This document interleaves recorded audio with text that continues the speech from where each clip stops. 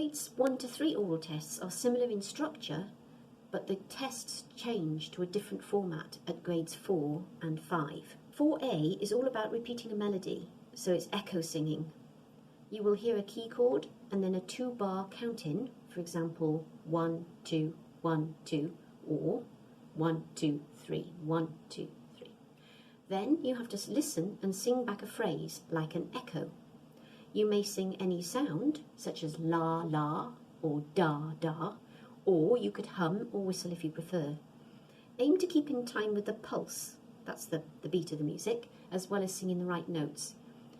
There's only one phrase to sing at grade 4, but it's longer and it's a little bit more challenging to remember than the grade 3 tests. My tips for this particular test are, number 1, make sure that you hum the starting note when the examiner gives it to you, and secondly, hum along quietly with the examiner when they play the tune for the second time. Those 2 tips will help you get the best mark.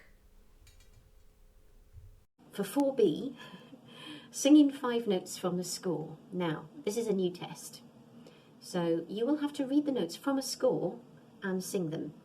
You'll be given the key chord and the starting note first, which will be the tonic.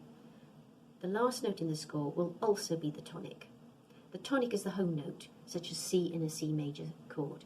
Sing slowly, as this will give you time to think, and also the examiner will be able to help you by playing the right note if you get a wrong note. So this test may feel challenging if you've never sung notes from a score before, but the key to improving is simply practicing doing it. There are a limited number of ways of arranging only 5 notes one after the other. So if you practice a lot, you will start to remember the patterns. Another tip is that you could join a choir and start learning to sing from a score.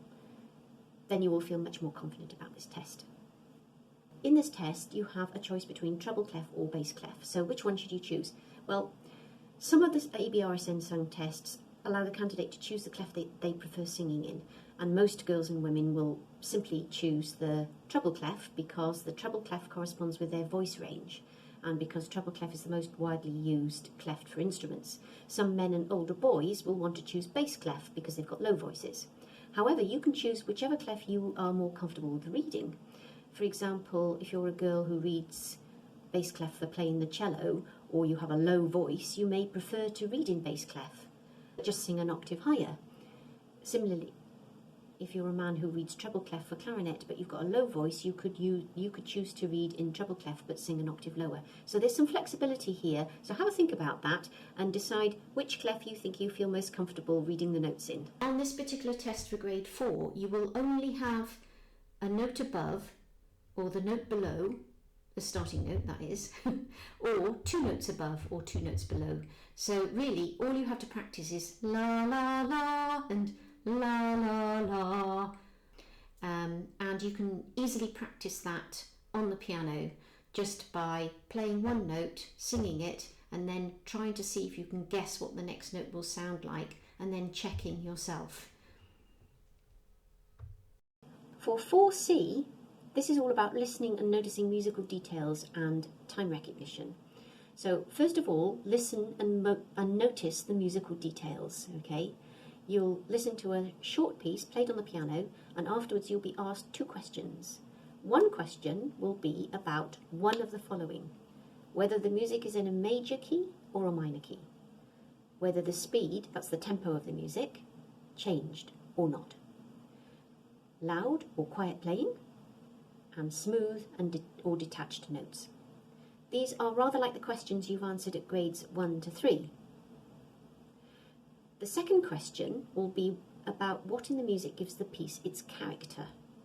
Musical character means the way in which musical detail, such as tempo changes and loud or quiet playing, affects the mood of the music. So first decide what sort of character the music has, and then think about what in the music makes it sound that way. For instance, a piece that has a dreamy, gentle character probably sounds that way because it's slow in pace and gentle in dynamics. Or it may have an expressive tune with a flowing arpeggio accompaniment. It's not really enough to say that the notes and rhythms give the piece its character. because all the pieces have notes and rhythms. So you must be more specific than that. Then you need to clap the rhythm, and you have a test on time recognition. So once you've answered the questions, you will hear a phrase from the same piece and clap the rhythm back. Rhythm is not the same as pulse. That's the beat, the pulse, which you clapped at grades 1 to 3. Whereas pulse stays constant all the way through the piece, unless the actual speed of the music changes. It might get a bit faster or get a bit slower. Rhythm patterns change often, so while both the pulse and the rhythm can be clapped, it's only the rhythm that helps us recognise a particular piece of music. So after you've clapped the rhythm, you will say if the piece was in 2-time, 3-time or 4-time. It helps if you've decided on 2-time, 3-time or 4 when you first heard the piece, to notice the musical details. But if you didn't make up your mind up then, hearing the phrase to be clapped will help you. In this last test, you may find you get better results from closing your eyes so that you can concentrate really carefully on your hearing and your listening skills, because some people are very distracted by visual things in their environment. So you could try that in order to listen very carefully to this test. In order to describe the character of a piece, it's a good idea to have a list of adjectives and a list of ideas before you get into the exam room so that you can actually adequately describe the music. Here are some ideas that you can actually think about. Maybe write down some words and adjectives to learn so that you can describe the music more accurately. Think about the tempo. Is it a moderate tempo? Is it a fast tempo? Is it a slow tempo? Is it in a major key or is it in a minor key? Is it graceful and calm? Does it have lilting rhythms? Is it a mixture of staccato and legato notes? Is it quite a fast tempo? Is the dynamic mainly loud or soft? Is it lively? Is it happy? Is it sad? Are there strong and bold contrasts? Is it bright and lively? Does it have a march-like rhythm? Is it forceful or strong or solemn? Is it a low pitch range? Do the rhythms sound dance-like? Is it a simple tune? Does it have strong downbeats? Does it have a jazzy rhythm? Does it have a triple meter? Is it a catchy tune?